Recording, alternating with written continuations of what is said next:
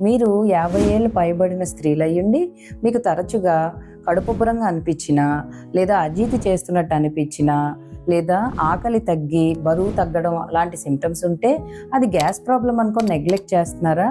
అయితే ఈ రీల్ మీకోసమే. ఇలా పొంతన లేని లక్షణాలని మనం అశ్రద్ధ చేస్తాం. అదే మహమ్మారి ఒవేరియన్ క్యాన్సర్ లక్షణాలు, అంటే అండాశయ క్యాన్సర్ లక్షణాలు కావచ్చు. ఒవేరియన్ క్యాన్సర్ నే మనం సైలెంట్ క్యాన్సర్ అంటాం, ఎందుకంటే అది శరీరం అంతా పాకేసిన తర్వాత గానీ బయటపడదు. మనం ఏ గ్యాస్ నొప్పో గ్యాస్ ప్రాబ్లమ్ అని అశ్రద్ధ చేయకూడదు. దీనిని వెంటనే గుర్తించడం ఎలా? 50 years పైబడిన స్త్రీలు every year routine gynaecological checkup అనేది ఒకటి ప్లాన్ చేసుకోవాలి. రెండో విషయం ఏంటంటే, కొన్ని రకాల అండాశయ క్యాన్సర్లు వంశపారంపర్యంగా వస్తాయి.